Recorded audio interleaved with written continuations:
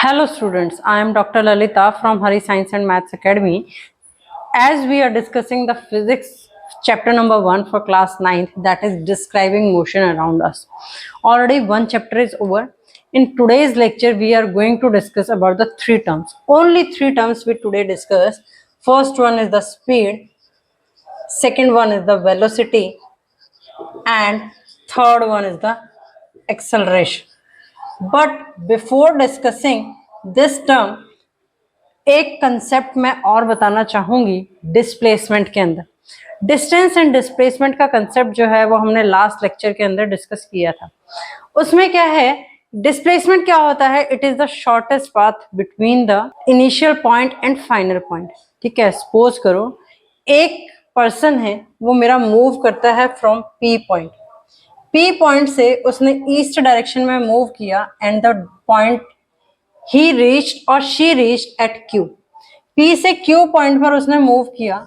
ठीक है, so this is PQ and the distance between this is 3 kilometres.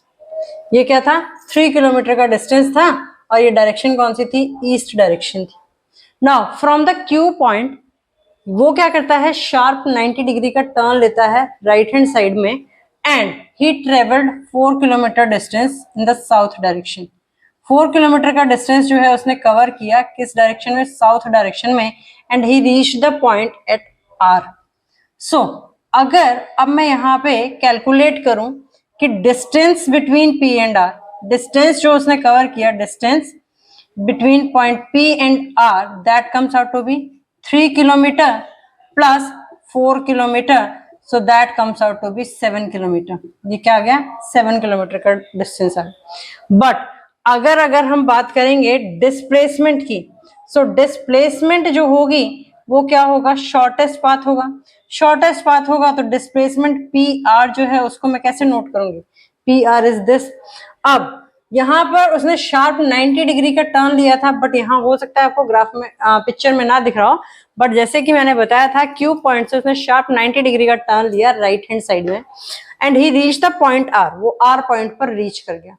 R point पर reach करने के बाद अब आप देखोगे तो मेरा शॉर्टेस्ट डिस्टेंस जो है वो क्या बन सकता है, P और R को अगर मैं ज्वाइन कर दूं तो ये मेरा क्या बन सकता है, शॉर्टेस्ट डिस्टेंस बन सकता है.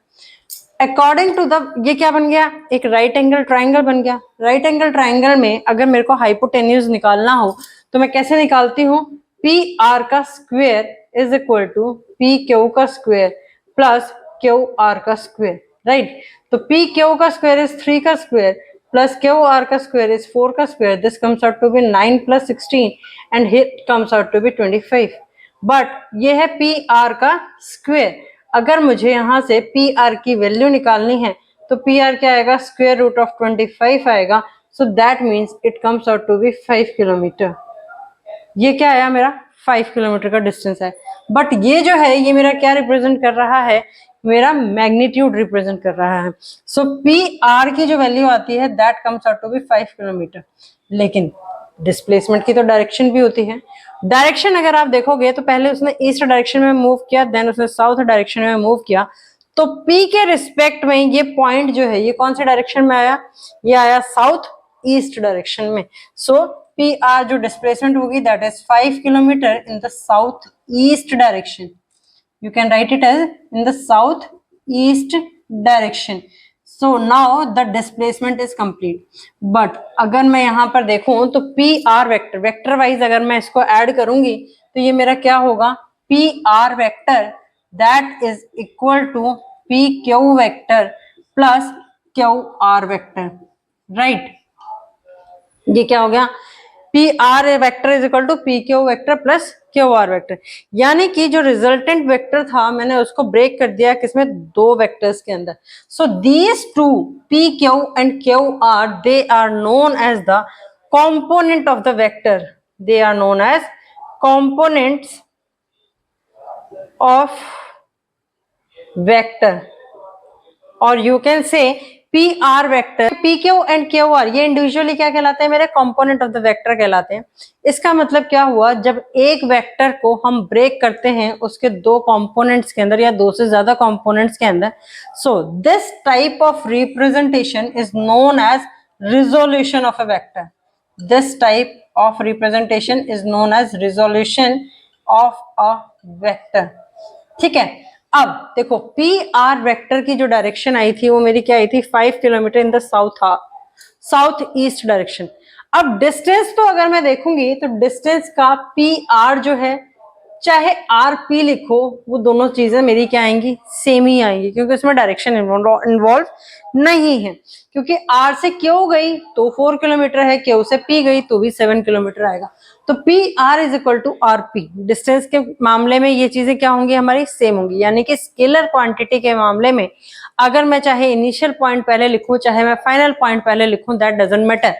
लेकिन अगर मैं वेक्टर की बात करती हूं तो पी आर वेक्टर जो है वो मेरा आर पी वेक्टर के इक्वल नहीं है। क्यों नहीं है? देखो मैग्नीट्यूड तो मेरा दोनों में सेम आ जाएगा that is 5 kilometre, but direction जो है वो मेरी क्या हो जाएगी चेंज हो जाएगी। पी आर वेक्टर के केस में ये डायरेक्शन मेरी क्या आई थी साउथ ईस्ट डायरेक्शन आई थी, जबकि आर पी वेक्टर के केस में अगर मैं देखूंगी तो ये मेरी कौन सी डायरेक्शन हो जाएगी, दिस इज नॉर्थ डायरेक्शन। ठीक है, ये क्या हो गई नॉर्थ डायरेक्शन आ गई। नॉर्थ से फिर मैं कौन सी डायरेक्शन में गई वेस्ट डायरेक्शन में गई, तो डायरेक्शन मेरी क्या हो गई रिवर्स हो गई। इट मींस आरपी वेक्टर में डायरेक्शन रिवर्स हो रही है। तो मैग्नीट्यूड सेम होने से मैटर नहीं करता, दो वेक्टर्स इक्वल जब होंगे जब उनका मैग्नीट्यूड भी सेम होगा और डायरेक्शन भी सेम होगी। लेकिन पी आर वेक्टर में इन पी आर वेक्टर और आरपी वेक्टर में मेरा मैग्नीट्यूड सेम आ रहा है, डायरेक्शन सेम नहीं है, that's why they are not equal. So यहां से कंक्लूजन क्या निकला कि वेक्टर के केस में हम जैसे कोई भी वेक्टर हो, अगर मैंने लिखा है A B vector, so that vector is not equal to B A vector, वो वेक्टर बी ए वेक्टर के इक्वल नहीं होगा। ठीक है, now moving to the today's first topic that is speed. Speed is describe, speed को हम कैसे डिस्क्राइब करते हैं, rate of change of distance. Rate of change of distance is speed. अब क्योंकि डिस्टेंस मेरे पास स्केलर क्वांटिटी है तो स्पीड भी मेरे पास क्या होगी स्केलर क्वांटिटी होगी। और स्पीड का फॉर्मूला जो है वो क्या आएगा, rate of change of distance है, तो it means speed is equal to distance divided by time. Speed is distance divided by time. अब मैं इसकी दो यूनिट्स की बात करती हूं, एक है सीजीएस यूनिट, एक है एसआई यूनिट। तो सीजीएस यूनिट जो होती है दैट सेंटीमीटर पर सेकेंड एंड एसआई यूनिट जो होती है that is metre per second. अब डिस्टेंस क्योंकि हम मेजर करते हैं सेंटीमीटर में, मीटर में या किलोमीटर के अंदर, और टाइम हम मेजर करते हैं सेकेंड्स में, मिनट्स में या आवर्स में, तो इसीलिए यहाँ पर क्या हो गया डिस्टेंस सेंटीमीटर में है तो टाइम सेकेंड में हो गया, तो ये हो गया सेंटीमीटर पर second is the CGS unit. और एसआई यूनिट अगर मैं ये डिस्टेंस मीटर में मेजर करूं और टाइम सेकेंड में होगा तो मेरी क्या बन जाएगी एसआई यूनिट बन जाएगी। क्योंकि डिस्टेंस जो था वो एक स्केलर क्वांटिटी थी, इसीलिए स्पीड जो आती है वो भी क्या आती है एक स्केलर क्वांटिटी आती है। अब स्केलर और वेक्टर क्वांटिटी के बारे में मैं ऑलरेडी प्रीवियस क्लास के अंदर बता चुकी हूँ। स्पीड बेसिकली ये बताती है हमें कि हाउ फास्ट कोई ऑब्जेक्ट जो है वो कितना फास्ट और स्लो मूव कर रहा है, हाउ फास्ट और slow an object is moving, that is told by speed. Speed बताता है हमें, स्पीड बताती है कि कोई ऑब्जेक्ट कितनी स्पीड से मूव कर रहा है, कितना फास्ट मूव कर रहा है या कितना स्लो मूव कर रहा है। आप कह देते हो कि वो एक व्हाइट कलर की कार थी और व्हाइट कलर की कोई गाड़ी थी वो मूव कर रही थी बहुत speedly as compare to that black colour car, तो वो आपने कैसे मेजर किया, क्योंकि उसकी स्पीड जो थी व्हाइट कलर की कार की वो ज्यादा थी as compare to black colour car. So speed basically tells how fast और slow an object is moving. अब ऐसा नहीं है कि स्पीड जो है वो एक ही तरीके की होती है, there are different types of speed. First one is the instantaneous speed. Instantaneous speed.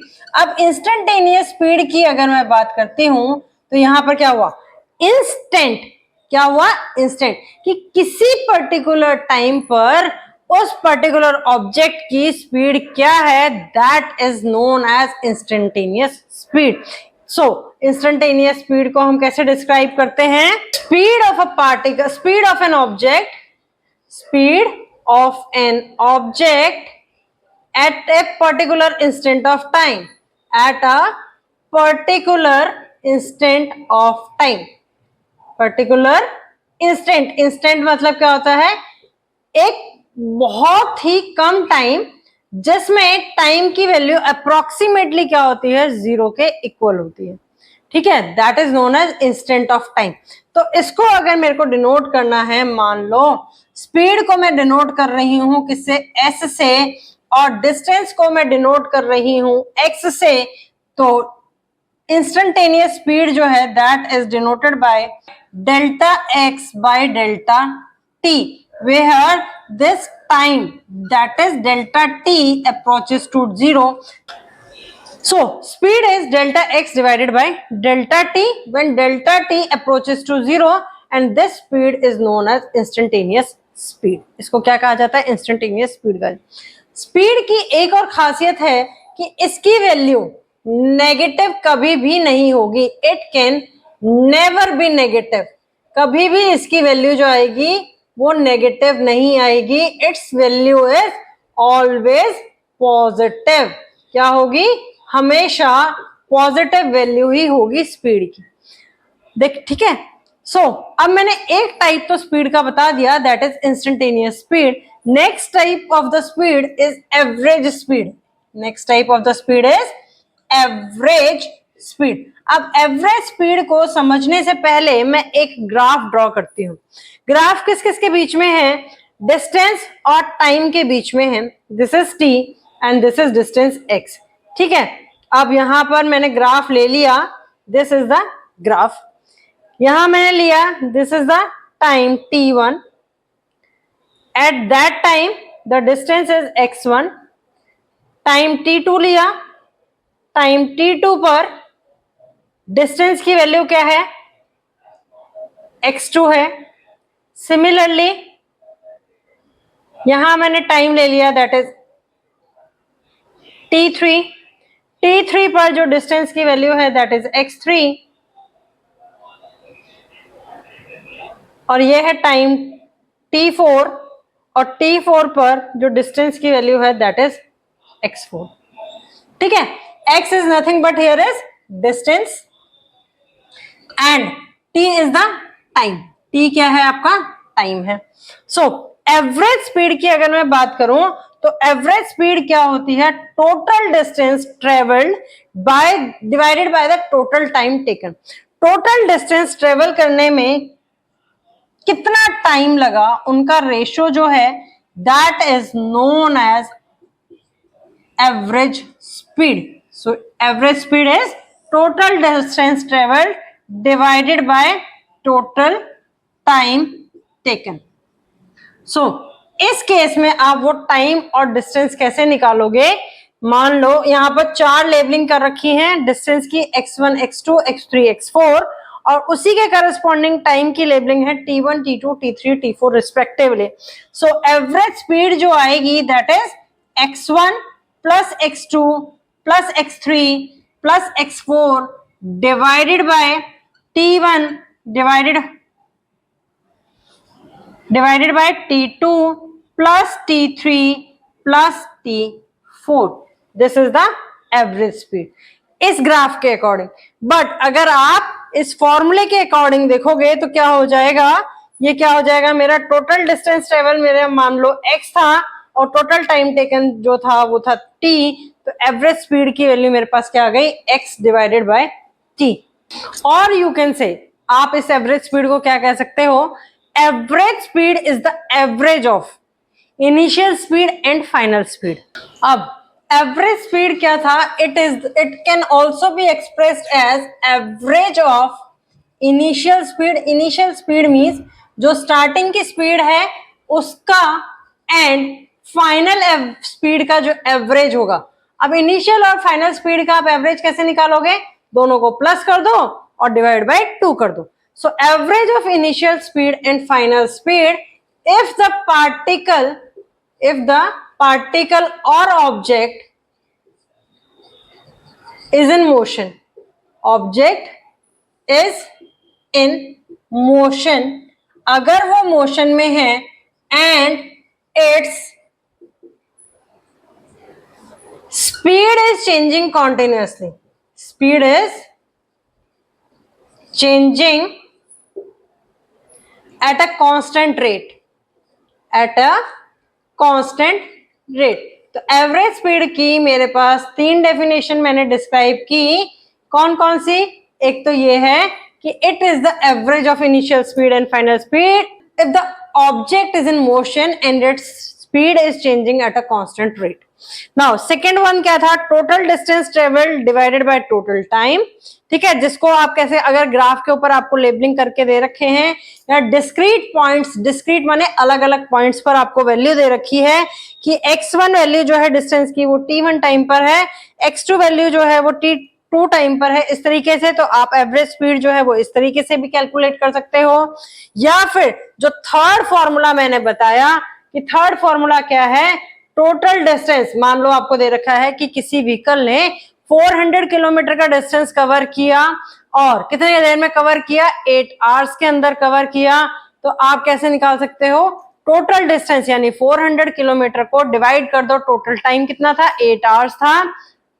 Total time कितना था? 8 आवर्स था. तो 400 को जब मैंने 8 से डिवाइड किया तो डिस्टेंस कितना आ गया? x is equal to 400 kilometre और टाइम जो आ गया वो मेरे पास आ गया 8 आवर्स. तो इट मींस एवरेज स्पीड जो है वो मैं इन तीनों में से किसी भी फॉर्मूले से कैलकुलेट कर सकती हूँ.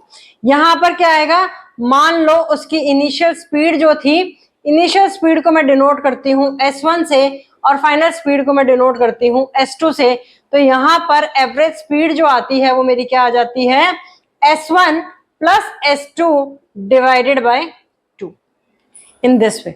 ठीक है. Now the third type of speed, that is uniform speed.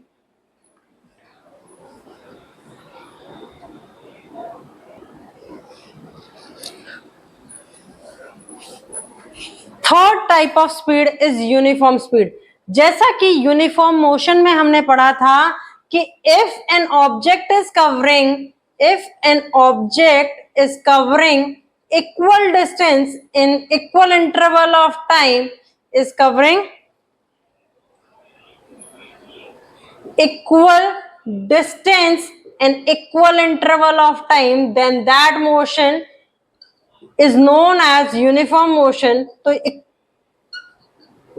Uniform motion तो वही चीज है यूनिफॉर्म स्पीड में कि यूनिफॉर्म स्पीड में भी सेम चीज है कि अगर कोई ऑब्जेक्ट जो है वो इक्वल डिस्टेंस कवर कर रहा है इक्वल इंटरवल ऑफ टाइम में, then that speed is known as uniform speed. उसको क्या कहा जाता है? यूनिफॉर्म स्पीड कहा जाता है. अब स्पीड कैलकुलेशन के लिए मेरे पास ग्राफ जो है वो किस किस के बीच में आता है? टाइम t के बीच में और डिस्टेंस d के बीच में. ठीक है, तो इसका ग्राफ जो आता है वो कैसा आता है? लीनियर, इस तरीके का ग्राफ आता है. तो इसका मतलब ये हुआ कि यूनिफॉर्म स्पीड के अंदर इक्वल इंटरवल ऑफ टाइम, जैसे कि मैंने कल बताया था, ये मेरा ओरिजिन है और यहाँ पर क्या है? ये 1 है. 1 में मान लो उसने यूनिट कवर की 10, 2 में उसने यूनिट कवर की कितनी? 20. ठीक है, तो ये क्या बनता है? मेरा एक यूनिफॉर्म स्पीड का ग्राफ बनता है. यूनिफॉर्म स्पीड का दूसरा नाम जो है वो क्या होता है? कांस्टेंट स्पीड भी बोलते हैं कि स्पीड जो है वो मेरी चेंज नहीं हो रही चाहे मैं किसी भी पर्टिकुलर मोमेंट पे उसको कैलकुलेट कर रही हूँ. क्यों? क्योंकि वो सेम अमाउंट ऑफ डिस्टेंस जो है, अब मैंने यहाँ पर देखो 1 पर कैलकुलेट किया तो डिस्टेंस कितना था? 10 था. 10 और टाइम कितना था? 1 यूनिट था. या मैं टाइम को यहाँ सेकेंड्स में लिखती हूँ और x को यहाँ मीटर में लिखती हूँ तो क्या हुआ? 1 सेकेंड में उसने डिस्टेंस कवर किया 10. अब मैं डिस्टेंस कैलकुलेट करती हूँ कहाँ पर? 2 पर. ठीक है, time is equal to 2 seconds पर. तो कितना हो जाएगा? डिस्टेंस कितना आ गया? 20 metre. 20 metre divided by 2 seconds, that also comes out to be 10 metre per second. तो ये स्पीड जो मेरी कहलाती है that is known as constant speed. Now non uniform speed जो है वो सेम होती है जो मेरा नॉन यूनिफॉर्म मोशन होता है. नॉन यूनिफॉर्म मोशन में क्या होता है? If an object is is covering unequal distance in equal interval of time, that motion is known as non uniform motion. ठीक है, तो हम उसको क्या कहते हैं, नॉन यूनिफॉर्म मोशन कहते हैं। अब इसमें मैंने बताया था कि हमारे पास नॉन यूनिफॉर्म स्पीड जो है वो भी यही होती है कि अगर मेरा कोई ऑब्जेक्ट जो है वो अनइक्वल डिस्टेंस कवर कर रहा है इक्वल इंटरवल ऑफ टाइम के अंदर, then that is known as non uniform speed. Non uniform speed का जो दूसरा नाम है that is known as variable speed.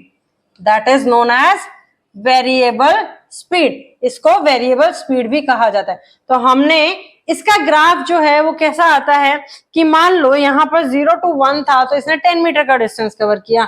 मान लो ये क्या हो जाए 2 पर 22 हो जाए, तो उस केस पे अगर मैं t इज इक्वल टू 1 पर at time t is equal to t1 पर स्पीड कैलकुलेट करूंगी तो टाइम क्या आएगी 10 divided by 1 second, that is equal to 10 metre per second आ जाएगी। अगर मैं t is equal to t2 यानी t is equal to 2 seconds पर कैलकुलेट करूंगी, t is equal to 1 second पे कैलकुलेट की, t is equal to 2 second पे कैलकुलेट की, तो मेरे स्पीड कितनी आ गई, डिस्टेंस कितना कवर किया उसने 22 डिवाइडेड बाय 2, तो यहाँ मेरी स्पीड क्या हो गई 11 मीटर पर सेकेंड हो गई।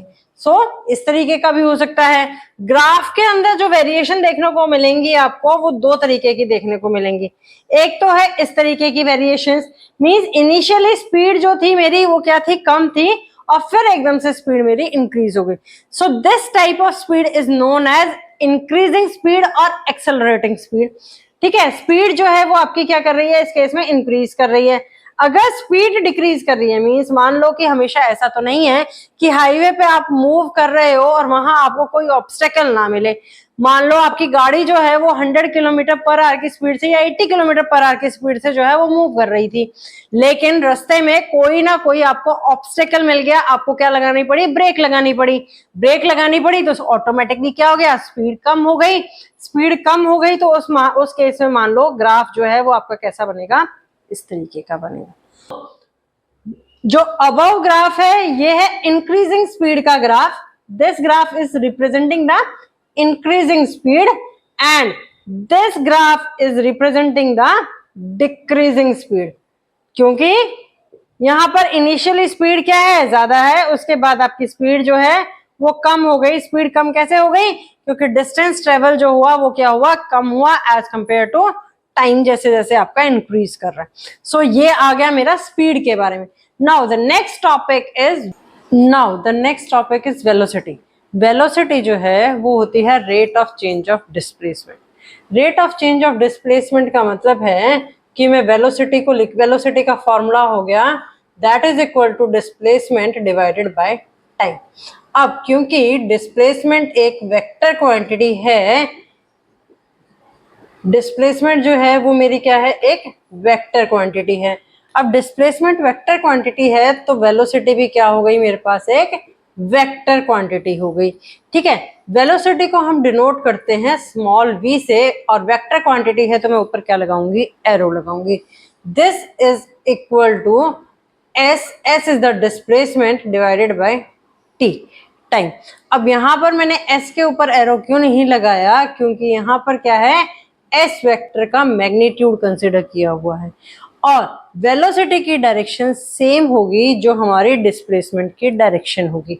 ठीक है, तो आप ये भी कह सकते हो कि this vector is divided by time. Velocity की वैल्यू क्या हो गई, velocity is equal to displacement divided by time.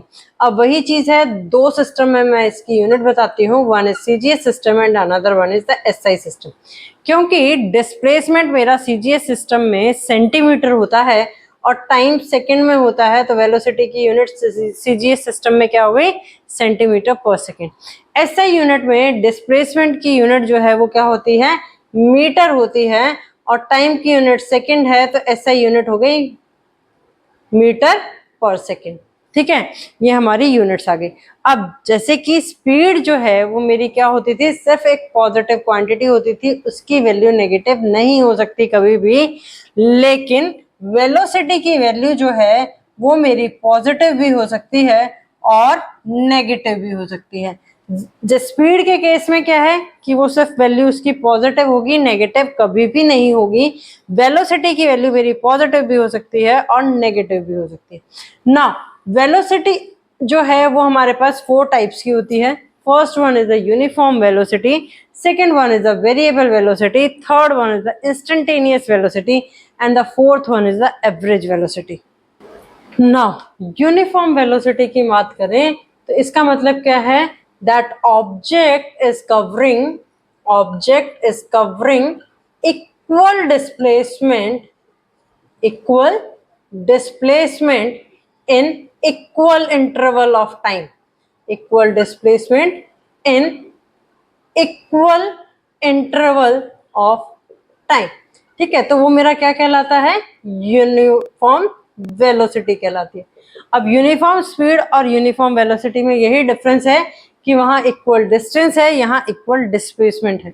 और वेरिएबल वेलोसिटी की बात करूं तो वेरिएबल वेलोसिटी है object is covering unequal displacement in equal interval of time. ठीक है, दोनों में क्या है डिफरेंस, यही है। यूनिफॉर्म वेलोसिटी का मतलब है कि ऑब्जेक्ट जो है वो सेम इंटरवल ऑफ टाइम में सेम डिस्प्लेसमेंट जो है वो कवर करा। डिस्प्लेसमेंट क्योंकि एक वेक्टर क्वांटिटी है तो उसके साथ क्या है, डायरेक्शन एसोसिएटेड है, तो डायरेक्शन भी मेरी क्या होनी चाहिए, चेंज नहीं होनी चाहिए। अगर डायरेक्शन चेंज नहीं होगी तो इसका मतलब क्या हुआ कि ऑब्जेक्ट जो है वो क्या करेगा, स्ट्रेट लाइन के अंदर मूव कर रहा है। तो इसका मतलब ये है कि यूनिफॉर्म वेलोसिटी के अंदर object is moving in a straight line, object is moving in a straight line। अगर वो स्ट्रेट लाइन में मूव नहीं करेगा तो क्या होगा, उसकी डायरेक्शन जो है वो क्या हो जाएगी, चेंज हो जाएगी। और डायरेक्शन चेंज हो जाएगी तो वो इक्वल डिस्प्लेसमेंट मैग्नीट्यूड में तो कवर कर सकता है बट वो डायरेक्शन में कवर नहीं हो सकता। So therefore in case of uniform velocity object जो है वो हमारा कहाँ मूव करेगा, स्ट्रेट लाइन में मूव करेगा। वाइल वेरिएबल वेलोसिटी, इसमें मैंने बताया कि object is covering unequal displacement in equal interval of time. Unequal displacement का मतलब है कि मेरे पास दोनों में से 2 चीजें हैं इसके अंदर डिस्प्लेसमेंट में, one is magnitude and another one is the direction. दोनों में से कोई भी चीज जो है उसकी वैल्यू चेंज हो जाए। मींस एक ऑब्जेक्ट है वो मूव कर रहा है ए से लेकर के बी पॉइंट तक। ठीक है, ये डिस्टेंस था 3 मीटर का, कवर किया उसने। यहाँ पर इनिशियल वैल्यू थी टाइम की 0 सेकेंड, यहाँ थी 1 सेकेंड। अब बी से सी डिस्टेंस पर उसने मूव किया, ये डिस्टेंस भी कितना था, 3 मीटर का था, और सी पॉइंट पर पहुंचते पहुंचते टाइम हो गया 2 सेकेंड्स का। तो यहाँ पर अब देखो डिस्टेंस कितना हुआ, यहाँ 3 मीटर है ए बी और बी सी भी 3 मीटर है, बट डायरेक्शन जो है और दोनों डिस्टेंस जो है वो कवर हुए हैं कितने, 1 सेकेंड के अंदर। लेकिन ए बी की डायरेक्शन कौन सी है, ईस्ट डायरेक्शन है, और बी सी की डायरेक्शन कौन सी है, नॉर्थ डायरेक्शन है। तो हमारे पास ये क्या हो गया, अनइक्वल डिस्प्लेसमेंट हो गया, क्योंकि डायरेक्शन जो है वो क्या हो गई, चेंज हो गई। तो ये हमारा केस कौन सा हुआ, वेरिएबल वेलोसिटी का केस हुआ। अगर अब इस चीज को मैं सी पॉइंट को यहां शिफ्ट कर देती हूँ इसी डायरेक्शन में, ईस्ट डायरेक्शन के अंदर ही, और ये मेरा डिस्टेंस हो जाता है 3 मीटर और सी पॉइंट पर वो पहुंचता है 2 सेकेंड के अंदर। तो ये वाला केस यहाँ पर क्या हुआ, 3 मीटर का डिस्टेंस उसने कवर किया 1 सेकेंड के अंदर, और नेक्स्ट 3 मीटर का डिस्टेंस कवर किया उसने नेक्स्ट 1 सेकेंड के अंदर, और यहाँ डायरेक्शन भी मेरी चेंज नहीं हुई है। तो ये मेरे पास एग्जाम्पल हो गया किसका, यूनिफॉर्म वेलोसिटी का। डिफरेंस समझ में आ गया होगा यूनिफॉर्म वेलोसिटी और वेरिएबल वेलोसिटी में। Now the next one is the instantaneous velocity. Instantaneous speed के रिगार्डिंग ही जैसा होता है कि हम किसी पर्टिकुलर इंस्टेंट के ऊपर वेलोसिटी को जब कैलकुलेट करते हैं तो that is known as instantaneous velocity. अब इंस्टेंटेनियस वेलोसिटी कैलकुलेट करने के लिए मेरे पास क्या है, v vector is equal to small change होगा डेल्टा s के अंदर and that is delta t, small change है डेल्टा t के अंदर। और टाइम जो है, जब हम एक इंस्टेंट की बात करते हैं तो वहां हम लिखते हैं time is approaching to 0, this is read as delta T approach to zero, means zero approach कर रहा है वो, लेकिन उसकी वैल्यू जीरो के इक्वल नहीं है, जीरो के इक्वल नहीं है, जीरो के अप्रोचेबल है। That may be equal to delta T is equal to 0.1 micro second हो सकता है, 0.1 नैनो सेकेंड हो सकता है, और कुछ भी हो सकता है, लेकिन इसकी वैल्यू जीरो नहीं होगी। अब यहां पर अगर कैसे कैलकुलेट करते हैं, मान लो ये मेरे पास एक ग्राफ है यूनिफॉर्म मोशन का, यहां पर ये क्या आ गया, टाइम आ गया, और ये क्या आ गया मेरे पास, डिस्प्लेसमेंट आ गया। अब डिस्प्लेसमेंट और टाइम के बीच में मैंने जब ग्राफ ड्रॉ किया यूनिफॉर्म मोशन का, तो मेरा ग्राफ कैसा आएगा, इस तरीके का कुछ आएगा। इंस्टेंटेनियस वेलोसिटी कैलकुलेट करनी है। अब ग्राफ से तुम्हें पहले ये फाइंड आउट करना पड़ेगा कि ये ग्राफ किस किस के बीच में, अब ये डिस्प्लेसमेंट और टाइम के बीच में है, तो मैं क्या करूंगी, वेलोसिटी फाइंड आउट करूंगी, इंस्टेंटेनियस वेलोसिटी फाइंड आउट कर सकती हूँ। अगर ये ग्राफ डिस्टेंस और टाइम के बीच में होता तो मैं वैल्यू किसकी फाइंड आउट करूंगी, स्पीड की फाइंड आउट करूंगी। सो मैंने यहाँ पर दो वैल्यूज ले ली, वन इज टाइम t1 पर डिस्प्लेसमेंट है s1 एंड टाइम t2 पर डिस्प्लेसमेंट है, टाइम t2 पर डिस्प्लेसमेंट है s2। ठीक है, तो हम यहाँ पर वैल्यू कैसे फाइंड आउट करते हैं। अब क्योंकि डिस्प्लेसमेंट एक वेक्टर क्वांटिटी था, तो मैं यहाँ क्या लिखूंगी, एरो लगाऊंगी, v is equal to delta S divided by delta T. ठीक है, s के ऊपर लगेगा मेरा वेक्टर साइन। नाउ अब अगर मुझे वैल्यू फाइंड आउट करनी है, तो मैं ये मान लेती हूँ कि ये a है, ये b है, और ये c है। नाउ तो इंस्टेंटेनियस वेलोसिटी v की वैल्यू जो आएगी वो क्या आएगी, डिस्प्लेसमेंट, डिस्प्लेसमेंट क्या है, सी बी, वेक्टर साइन आएगा क्योंकि डायरेक्शन मुझे कंसीडर करनी पड़ेगी, डिवाइडेड बाय ए बी जो है वो टाइम को रिप्रेजेंट करेगा, और टाइम जो है वो एक स्केलर क्वांटिटी है, तो मैं इसको लिखूंगी सिंपल। तो इंस्टेंटेनियस वेलोसिटी की वैल्यू जो है वो इस पर्टिकुलर केस में क्या आ गई, v is equal to vector C B divided by A B. Next आता है एवरेज वेलोसिटी। एवरेज वेलोसिटी होती है that is equal to total displacement जो किसी ऑब्जेक्ट ने कवर की है डिवाइडेड बाय टोटल टाइम। ठीक है, total displacement divided by total time. So in that case एक एग्जांपल कंसीडर करते हैं, एक ऑब्जेक्ट है वो A से B मूव करता है, दिस इज A और ये है B।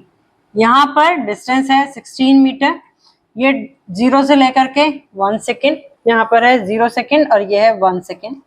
फिर उसके बाद B से C ऑब्जेक्ट वो सेम स्ट्रेट लाइन में मूव कर रहा है और ये डिस्टेंस है 9 मीटर और C पर डिस्टेंस हो गया, C पर टाइम हो गया 2 सेकेंड्स का। देन उसके बाद C से D जो है वो ऑब्जेक्ट मूव कर रहा है और ये डिस्टेंस है 20 मीटर का और D पर पहुंचते पहुंचते टाइम हो गया 3 सेकेंड्स का। ऑब्जेक्ट ने डिस्टेंस कितना कवर किया, A से लेकर के D तक का, एक स्ट्रेट लाइन में कवर किया है, तो मेरे पास टोटल डिस्प्लेसमेंट यहाँ पर कितना आ गया, 20 plus 9 is 29, 29 plus 16 that comes out to be 45 metre. अब टाइम कितना लिया उसने, इनिशियल टाइम था 0 सेकेंड्स और यहाँ पहुंचते पहुंचते टाइम हो गया 3 सेकेंड्स का, तो ये आ गया डिवाइडेड बाय 3 सेकेंड्स। तो एवरेज वेलोसिटी इस पर्टिकुलर केस में क्या कितनी आ गई, 15 मीटर पर सेकेंड आ गई। ये तो था मेरे पास फर्स्ट केस एवरेज वेलोसिटी का। लेकिन अगर मुझे मान लो कि इसकी जगह मुझे ये दिया होता कि दो पोजीशंस हैं, T1 पोजीशन पर जो डिस्प्लेसमेंट है वो क्या है, S1 है, एंड T2 पोजीशन पर जो डिस्प्लेसमेंट की वैल्यू है दैट इज S2, वो कितनी है, S2 है। तो उस केस में मैं एवरेज वेलोसिटी कैसे निकालती, V average is equal to this S2 divided by S2 minus S1 divided by T2 minus T1। इसका मतलब change in S position divided by change in delta T। इस तरीके से हम कैलकुलेट करते हैं V एवरेज।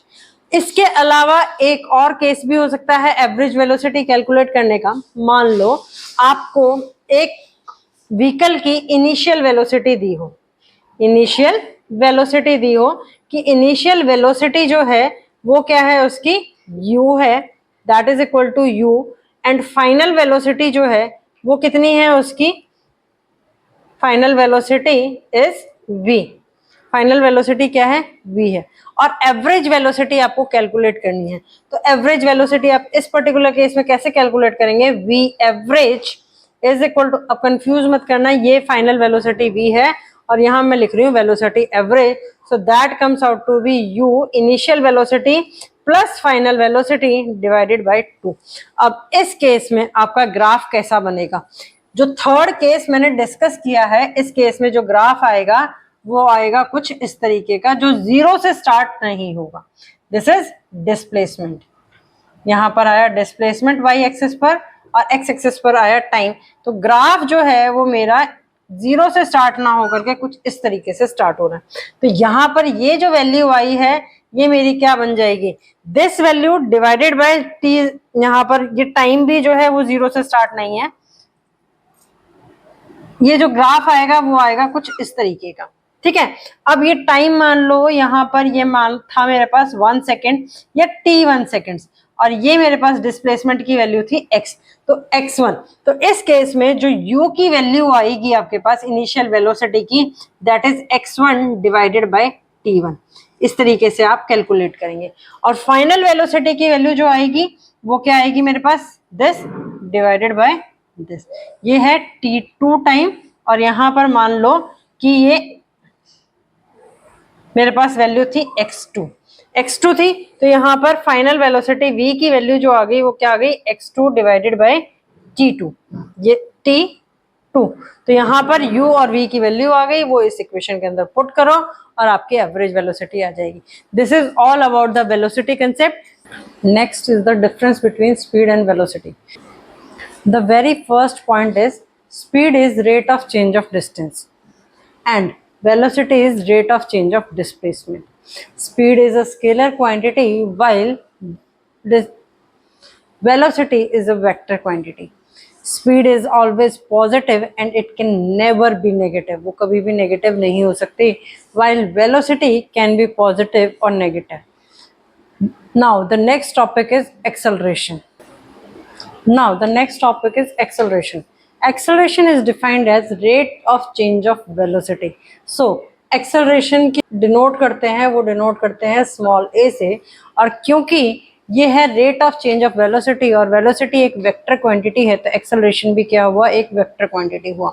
तो acceleration a is defined as change in velocity, change in velocity। अब rate of change of velocity है तो किसके रिस्पेक्ट में होगा, that is with respect to time. So this is a is equal to, a vector is equal to change in velocity divided by time. in velocity है तो change in velocity होगा v vector minus u vector divided by t, ठीक है। अब v जो है that v vector is known as the final velocity। v vector को क्या कहा जाता है, final velocity कहा जाता है, and u vector is known as initial velocity। in case तो क्वेश्चन में आपको सिर्फ एक ही वेलोसिटी गिवन हो तो you can consider that initial velocity is equal to 0, और कोई ऑब्जेक्ट अगर 0 से इनिशियली वो क्या था, रेस्ट पोजीशन पर था, और ऑब्जेक्ट जो है वो मूव करना स्टार्ट कर रहा है, then in that particular case also initial velocity क्या होगी, 0 होगी। नाउ अगर हम इसकी यूनिट की बात करें तो CGS वेलोसिटी की यूनिट मेरे पास CGS में क्या होती थी, सेंटीमीटर पर सेकंड होती थी, और टाइम की यूनिट सेकंड है, तो हमारे पास CGS सिस्टम में इसकी यूनिट आई सेंटीमीटर पर second square. While in case of SI unit it is the unit जो आती है वो आती है मीटर पर सेकंड स्क्वायर। अब वेलोसिटी क्योंकि मेरी पॉजिटिव भी हो सकती है और नेगेटिव भी हो सकती है, तो सेम केस है एक्सेलरेशन के साथ। एक्सेलरेशन मेरा पॉजिटिव भी हो सकता है, नेगेटिव भी हो सकता है, इवन 0 भी हो सकता है। So therefore depending upon that there are different types of acceleration. First one is the positive acceleration, second one is the negative acceleration, third one is the zero acceleration, fourth is the uniform acceleration, fifth one is the non-uniform acceleration, sixth one is the average acceleration and seventh one is the instantaneous acceleration। ये चारों types जो हैं ये आपने speed और velocity के case में भी पढ़े थे। नाउ यहाँ पर जो तीन नए टाइप्स आए हैं वो है positive acceleration, negative acceleration, zero acceleration. So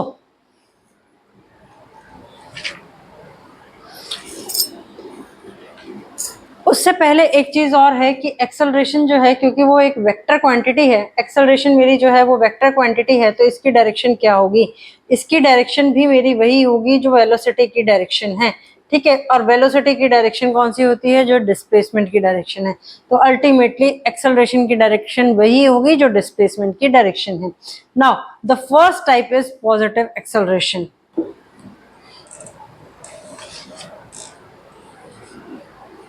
positive acceleration का मतलब है velocity of an object, velocity of an object positive कब आएगा, इंक्रीजेस विद टाइम। अगर वेलोसिटी जो है वो ऑब्जेक्ट की इंक्रीज कर रही है टाइम के साथ में, then that acceleration is known as positive acceleration. कभी आपने जो आपकी क्या बोलते हैं,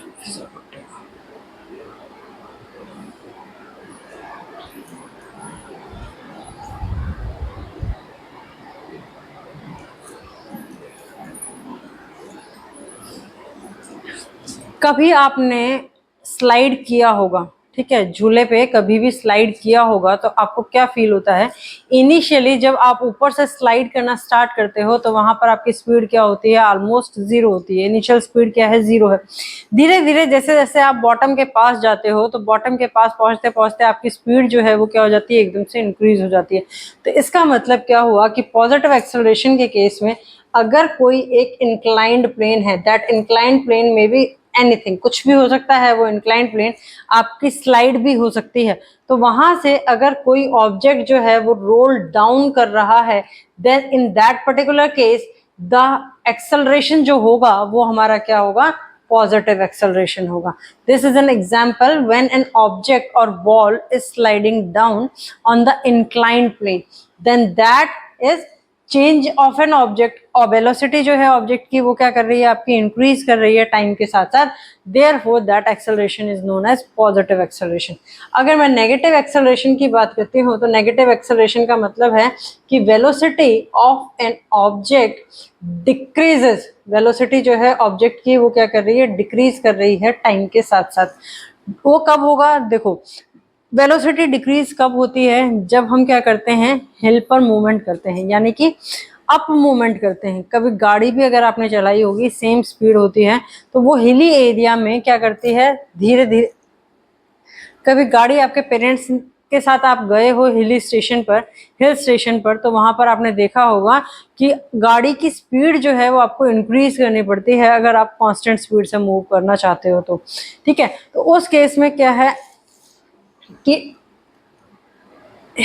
हिली एरियाज पर या इंक्लाइंड प्लेन पर जब हम चढ़ते हैं तो हमें क्या करना पड़ता है, ज्यादा स्पीड से मूव करना पड़ता है अगर हमें अपना डिस्प्लेसमेंट जो है वो क्या रखना है, सेम रखना है विद टाइम। तो इसका मतलब है कि जो एक इंक्लाइंड प्लेन है लाइक दिस, इसके ऊपर अगर मैं बॉल को मूव करूंगी इन द अपवर्ड डायरेक्शन तो क्या होगा, वेलोसिटी जो है वो क्या होती जाएगी, डिक्रीज होती जाएगी। सो this is an example of negative acceleration. ये किसका एग्जांपल है, नेगेटिव एक्सेलरेशन का एग्जांपल है। नेगेटिव एक्सेलरेशन को डी एक्सेलरेशन भी कहा जाता है, नेगेटिव एक्सेलरेशन को डी एक्सेलरेशन भी कहते हैं और रिटार्डेशन भी कहते हैं। दोनों में से कोई भी टर्मिनोलॉजी जो है वो यूज की जा सकती है, तीनों में से even negative acceleration, deceleration और retardation, they all are same thing. अब बात करें जीरो एक्सेलरेशन की। जीरो एक्सेलरेशन का मतलब है कि अगर कोई ऑब्जेक्ट जो है उसकी वेलोसिटी जो है वो कांस्टेंट है, अगर किसी, जीरो एक्सेलरेशन का मतलब है कि velocity of an object is not changing और कांस्टेंट विद टाइम, ठीक है। टाइम के साथ साथ अगर किसी ऑब्जेक्ट की वेलोसिटी जो है वो कांस्टेंट है, then that is known as zero acceleration. तो उसको क्या कहा जाता है, जीरो एक्सेलरेशन कहा जाता है। तो जीरो एक्सेलरेशन का जो ग्राफ है वो आपका कैसा बनेगा, this is velocity v, this is t। तो जीरो एक्सेलरेशन का ग्राफ जो आएगा वो आएगा इस तरीके का, ठीक है। ये ग्राफ है जीरो एक्सेलरेशन का। नेगेटिव एक्सेलरेशन का अगर मैं ग्राफ बनाऊं तो नेगेटिव एक्सेलरेशन का ग्राफ जो है वो कैसा बनेगा, this is v and this is t। Velocity जो है वो क्या कर रही है मेरी, डिक्रीज कर रही है। This is negative acceleration. और पॉजिटिव एक्सेलरेशन का ग्राफ बनाएंगे तो पॉजिटिव एक्सेलरेशन का ग्राफ बनेगा, this is velocity and this is time.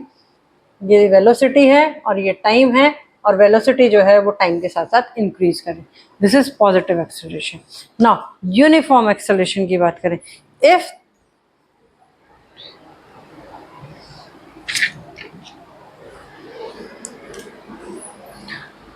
Uniform acceleration का मतलब है object is covering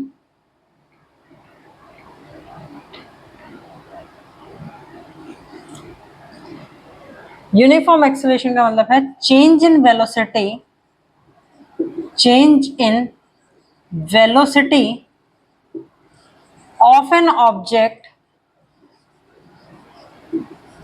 is equal in equal interval of time. अगर इक्वल इंटरवल ऑफ टाइम में वेलोसिटी में जो चेंज आ रहा है वो भी इक्वल है, तो हमारे पास वो कौन सा एक्सेलरेशन होता है, यूनिफॉर्म एक्सेलरेशन होता है। इसका अगर एग्जांपल मैं कंसिडर करती हूँ तो वो क्या है, ये क्या है, ए पॉइंट है, ये क्या है, बी पॉइंट है। यहाँ से यहाँ तक का डिस्टेंस था 10 मीटर,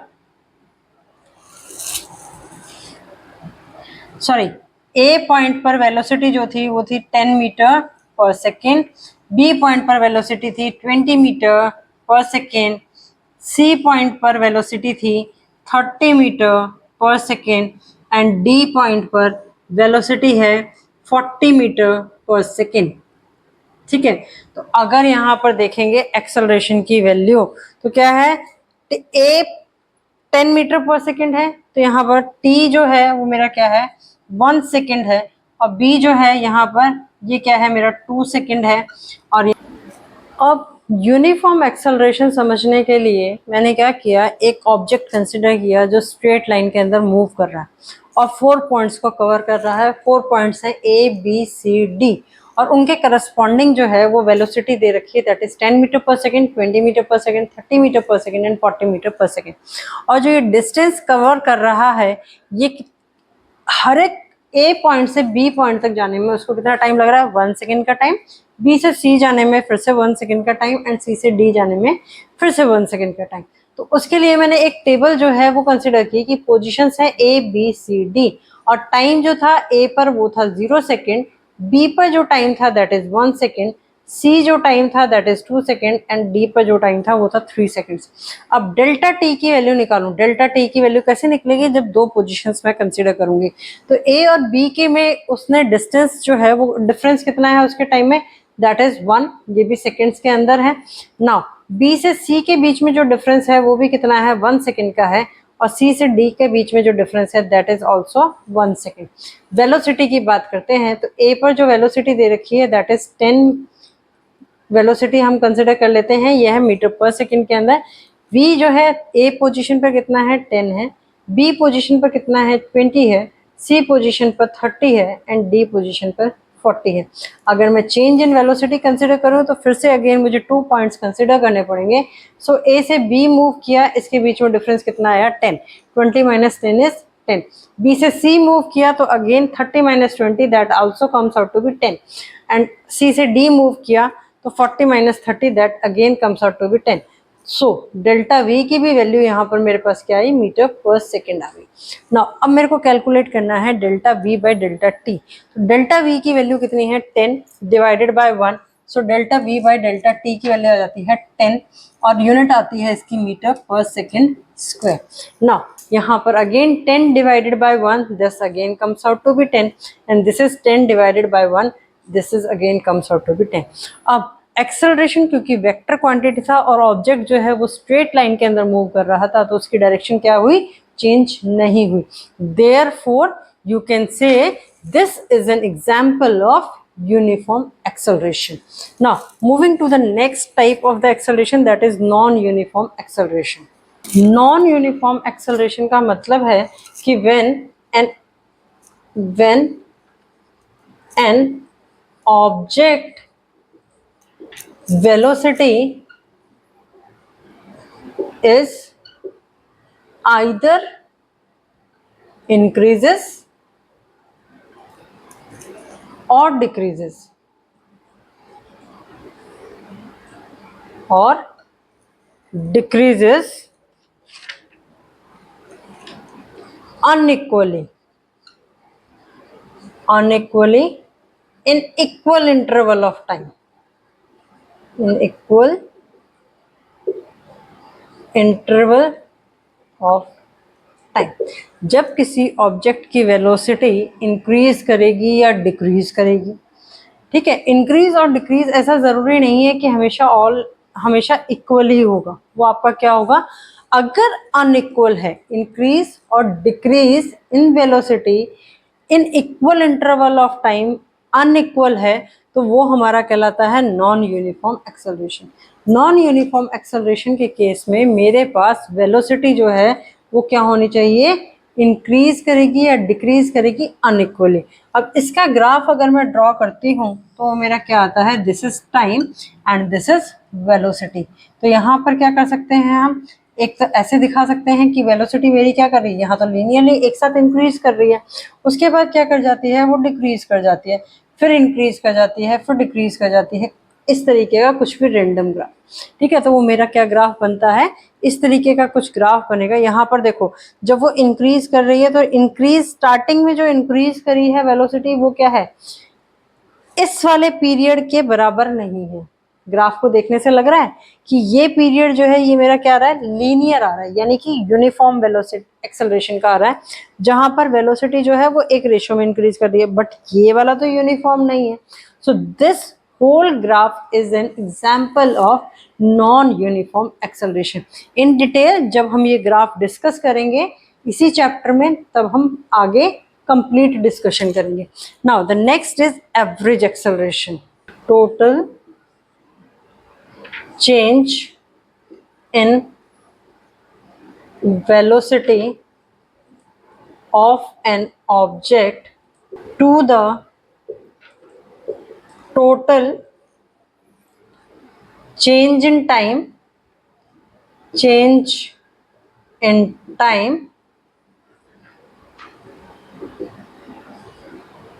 during the motion.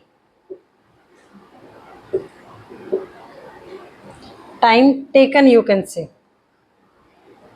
ठीक है. एवरेज एक्सेलरेशन क्या होता है कि टोटल चेंज इन वेलोसिटी क्या है and the total time taken, total change in time taken, उस मोशन के टाइम पर टोटल वेलोसिटी के अंदर कितना चेंज हुआ divided by total change in time taken. So you can say acceleration A average is total change in velocity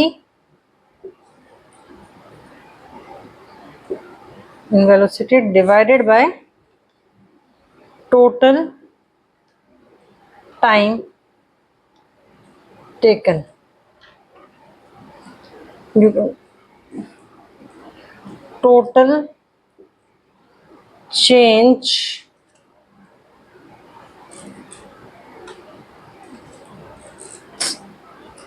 Total change in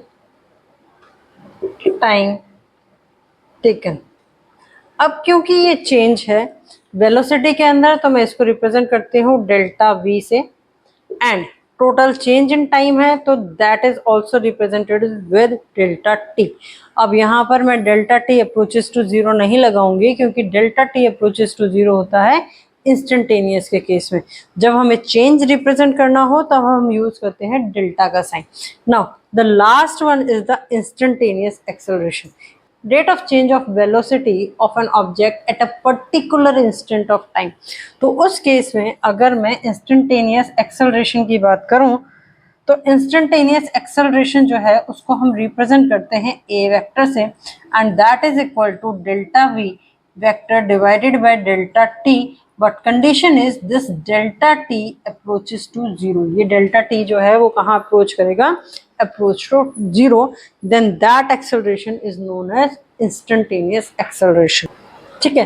अब इसको और इसको अगर आपको डिफ्रेंशिएट करना हो तो आप इसको एक तरीके से और डिफ्रेंशिएट कर सकते हो. This V average is also A average is also written as A average delta V है, तो delta V is V vector minus U vector and change in time है, तो this can be written as T2 minus T1, जहाँ T2 पर velocity V है और T1 पर velocity U है. This is all about the three topics: speed, velocity and acceleration and their types. Try to read these topics from your book. Still, if you are facing any difficulty in any of the topic, you can post your query in the comment box. Tomorrow we are going to solve the numericals on these topics. Till then, please like, share and subscribe the channel for the video notification. Your one share means a lot for the channel. Thank you.